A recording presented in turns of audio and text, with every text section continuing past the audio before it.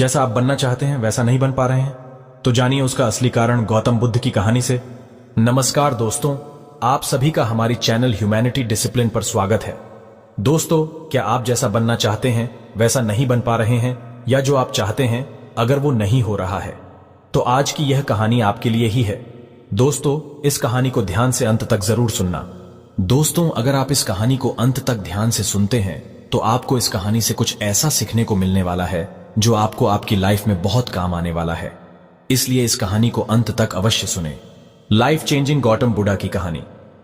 दोस्तों, आज आपके पास जो कुछ भी है वो इसीलिए नहीं है कि आपकी किस्मत में इतना ही लिखा था या फिर आपकी किस्मत ही खराब है, बल्कि वो इसीलिए है क्योंकि आप इतना ही डिजर्व करते हैं। दोस्तों, यह प्रकृति बड़ी ही न्यायप्रिय है। यह उसे उतना ही देती है जितने का वह हकदार होता है। चाहे वो ज्ञान हो या धन, अभी आपके पास उतना ही है जितने की आप हकदार है। लेकिन अगर आपको इससे भी ज्यादा चाहिए तो आपको उसके काबिल बनना होगा। दोस्तों, ऐसा कौन सा गुण है जो आपको काबिल बनाता है? क्या आप उस गुण के बारे में जानना चाहते हैं? अगर आप जानना चाहते हैं तो आप गौतम बुद्ध के जीवन की इस कहानी को अंत तक ध्यान से जरूर से सुने। दोस्तों, इस कहानी को सिर्फ समझिएगा मत, बल्कि इस कहानी को अपने भीतर उतर जाने दीजिए। तो बिना समय को गंवाए चलिए कहानी की शुरुआत करते हैं। गौतम बुद्ध के जीवन की शिक्षाप्रद कहानी जो आपका जीवन बदल देंगी। दोस्तों, एक बार गौतम बुद्ध को एक सभा में भाषण करना था, और जब सभा का समय हुआ तब बुद्ध वहां आए और बिना कुछ बोले ही वहां से चले गए। तकरीबन 100 से भी ज्यादा लोग बुद्ध का उस सभा में इंतजार कर रहे थे, और बुद्ध के इस तरह के व्यवहार को देखकर सभी लोग बहुत चौंके, लेकिन किसी ने भी बुद्ध से कोई भी प्रश्न नहीं किया। दोस्तों, अगले दिन फिर से सभा का आयोजन हुआ और दूसरे दिन सभा में लोगों की संख्या तकरीबन घट गई। इस बार तकरीबन 80 लोग सभा में बैठे हुए थे।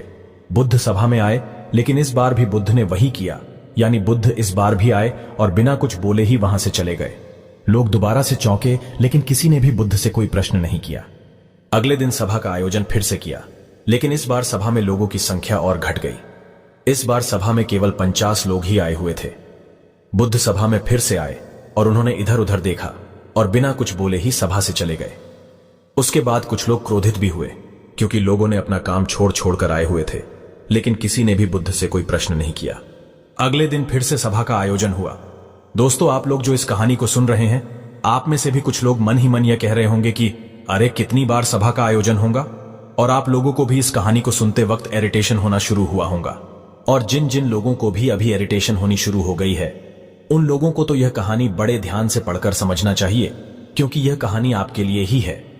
अगले दिन फिर से सभा का आयोजन हुआ, लेकिन इस बार सभा की संख्या और ज्यादा घट गई थी, यानी इस बार सभा में सिर्फ 30 लोग ही थे। फिर उसके बाद बुद्ध सभा में आए, मुस्कुराए और फिर से बुद्ध ने वही किया, यानी बिना कुछ बोले ही वहां से चले गए। इस बार भी लोग बहुत क्रोधित हुए, और इस बार लोगों ने पीछे से कुछ कहा भी और बड़बड़ाए भी, लेकिन बुद्ध ने उनके किसी भी प्रश्न का उत्तर नहीं दिया। दोस्तों, अगले दिन फिर से सभा का आयोजन हुआ, और इस बार लोगों की संख्या बहुत ज्यादा घट गई थी, यानी इस बार सभा में कुल मिलाकर 15 लोग ही आए हुए थे। इस बार भी बुद्ध सभा में आए, लेकिन इस बार बुद्ध अपना आसन ग्रहण कर लेते हैं। फिर बुद्ध बोले और बुद्ध ने उन 15 लोगों को उपदेश दिया, और वे 15 लोग ही बुद्ध के भिक्षु बन गए, और आगे चलकर उन 15 लोगों ने ही बुद्ध के ज्ञान को अलग अलग दिशाओं में फैला दिया। फिर एक दिन बुद्ध से किसी ने पूछा कि बुद्ध, आप कई दिनों तक बिना बोले ही सभा से क्यों चले जाते थे? फिर बुद्ध कहते हैं कि मैं उन लोगों को खोज रहा था जो लायक थे, यानी कि पहले दिन 100 से भी ज्यादा लोग आए हुए थे, उसमें से ज्यादातर लोग सिर्फ आए हुए थे। उन्हें मेरे उपदेश से कोई भी मतलब नहीं था, वे बस आ गए थे। और उसमें से ज्यादातर लोग सिर्फ देखने और सुनने आए हुए थे कि सभा में क्या होता है। वे मेरे काम के लोग नहीं थे, क्योंकि वे लोग मेरे ज्ञान को औरों तक नहीं पहुंचा सकते थे। मुझे तो उन लोगों की खोज थी जो मेरे ज्ञान को जन जन तक पहुंचा सके। कई दिनों तक सभा से बिना बोले ही मैं इसीलिए चला गया, क्योंकि मैं यह देखना चाहता था कि वे कौन लोग हैं जिनके भीतर वास्तव में प्यास है। जिन लोगों के भीतर में वास्तव में प्यास थी, वे लोग अंत तक जरूर रुके, और जो लोग बस ऐसे ही आ गए थे, वे लोग पहले या दूसरे दिन ही चले गए। जिनके भीतर धैर्य था, उन्हें मुक्ति का मार्ग भी मिला, और जो लोग जल्दबाजी में थे, वे लोग अब घर में बैठे हुए हैं। सवाल यह नहीं है कि मैं तुम्हें क्या दे सकता हूं, बल्कि सवाल यह है कि तुम क्या ले सकते हो।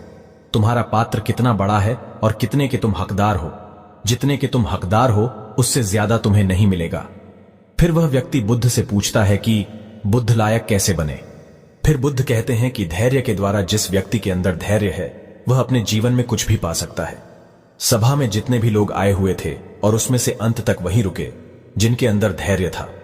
चाहे तुम्हारे जीवन में तुम्हारा लक्ष्य जो कुछ भी हो, लेकिन तुम बिना धैर्य के सफलता के चरम तक नहीं पहुंच सकते। फिर वह व्यक्ति बुद्ध से पूछता है कि कोई व्यक्ति अपने भीतर के धैर्य को कैसे बढ़ाए। बुद्ध कहते हैं कि निरंतर अभ्यास के द्वारा हम अपने भीतर के धैर्य को बढ़ा सकते हैं। जैसे कोई व्यक्ति जब ध्यान करना शुरू कर देता है तो उसका मन उसके सामने कई सारे अड़चने लाता है, लेकिन उसका धैर्य उसे एक दिन उसके लक्ष्य तक जरूर पहुंचा देता है। फिर वह व्यक्ति बुद्ध से कहता है कि मैं समझ गया, बुद्ध में समझ गया, यानी मुझे धैर्य के साथ निरंतर अभ्यास करने की आवश्यकता है। दोस्तों, अब आपको समझ आ गया कि आपके पास वो क्यों नहीं है जो आप पाना चाहते हैं, क्योंकि आप उसके लायक नहीं है।